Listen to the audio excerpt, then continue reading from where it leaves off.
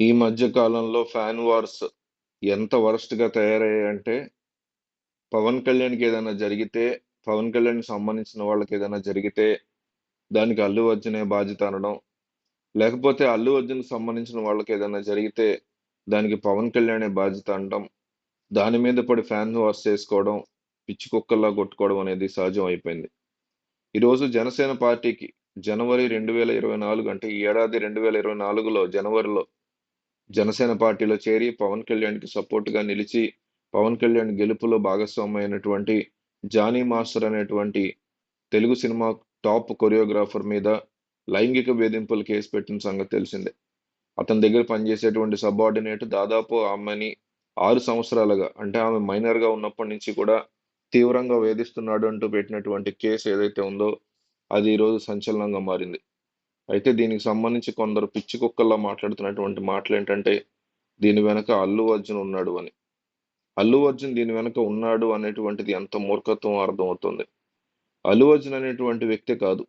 ప్రభాస్ కావచ్చు, మహేష్ బాబు కావచ్చు, పవన్ కళ్యాణ్ కావచ్చు, రామ్ చరణ్ కావచ్చు, ఎన్టీఆర్ కావచ్చు, అల్లు అర్జున్ కావచ్చు, చిరంజీవి, బాలకృష్ణ ఇట్లా ఎవరినైనా తీసుకోండి ఇండస్ట్రీలో. ఒక టాప్ కొరియోగ్రాఫర్‌ని తొక్కాలి అని వాళ్ళు అనుకుంటే అది వాళ్ళకి పెద్ద మ్యాటర్ అస్సలే కాదు. ఎందుకంటే ఇండస్ట్రీ వ్యాప్తంగా ప్రొడ్యూసర్‌ల కంటే, డైరెక్టర్‌ల కంటే ఎక్కువగా డామినేట్ చేసేది హీరోలే అని మనకు తెలుసు. ఇండస్ట్రీ వ్యాప్తంగా ఎవరిని తొక్కాలన్నా, ఎవరిని లేపాలన్నా, ఒక సినిమాకి కాల్ షీట్ ఇస్తేనే ఒక హీరో చాలా గొప్పగా ఫీల్ అవుతూ ఉంటారు ప్రొడ్యూసర్‌లు. అట్లాంటి పరిస్థితుల్లో ఒక కొరియోగ్రాఫర్ యొక్క కెరీర్‌ని నిజంగా ఒక హీరో నాశనం చేయాలనుకుంటే, అల్లు అర్జున్ అనే కాదు ఇందాక చెప్పిన టాప్ లిస్ట్‌లో ఉన్న ఏ హీరో అయినా నాశనం చేయాలనుకుంటే, మిగతా హీరోల సినిమాల్లో, మిగతా బ్యానర్‌ల సినిమాల్లో ఒక్క అవకాశం కూడా అతనికి ఇవ్వకండి. అలా ఇచ్చినట్టయితే రేపొద్దున నేను మీ సినిమాలకి మీ ప్రొడ్యూసర్‌లుగా మీ బ్యానర్‌లో నేను సినిమాలు చేయను అని చెప్తే సరిపోతుంది. అలా చెప్పే వ్యక్తి ప్రభాస్ అయినా, అల్లు అర్జున్ అయినా ఇంకెవరైనా గావచ్చు. అట్లా ఒక మాట చెప్తే సరిపోతుంది. 'జానీ మాస్టర్' లాంటి వ్యక్తిని అంత ఈజీగా తొక్కేయడం సాధ్యం అవుతుంది అల్లు అర్జున్ లాంటి వాళ్ళకి. అంతేగాని ఒక అమ్మాయిని అడ్డం పెట్టుకొని లైంగిక వేధింపుల కేసు పెట్టి 'జానీ మాస్టర్' లాంటి వ్యక్తి మీద పగ తీర్చుకోవాల్సినటువంటి కర్మ, అవసరం అల్లు అర్జున్ లాంటి సూపర్ స్టార్‌కి ఉండదు అనేది చాలా మంది గుర్తించాల్సినటువంటి అంశం. నోటికి ఏదొస్తే అది మాట్లాడడం అనేది తగ్గించుకోవాలి చాలా మందని అర్థం చేసుకోవాలి.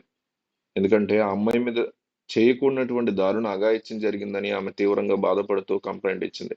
ఆ కంప్లెయింట్ రేపొద్దున అబద్ధం అని తేలినా ఆ అమ్మాయి ఎందుకు చేసిందనేది తేల్చుకోవచ్చు.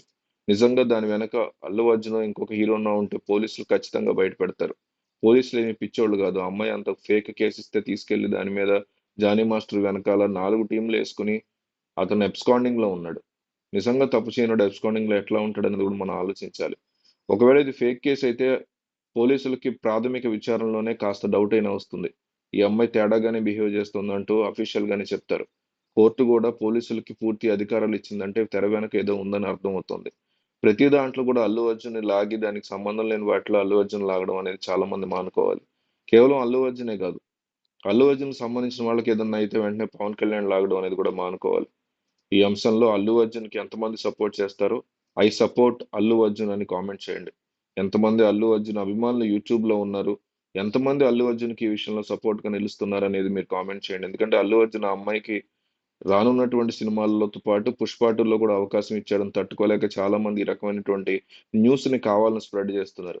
కాబట్టి ఈ టైంలో అల్లు అర్జున్ అభిమానులు ఆయనకి సపోర్ట్‌గా నిలబడి, ఐ సపోర్ట్ అల్లు అర్జున్ అని మీరు ఇచ్చేటువంటి ఒక్క కామెంట్ వల్ల ఖచ్చితంగా అల్లు అర్జున్‌కి కొండంత సపోర్ట్ నిలబడుతుంది. కాబట్టి మిస్ అవ్వకుండా మీ బాధ్యతగా ఒక్క కామెంట్ చేయండి.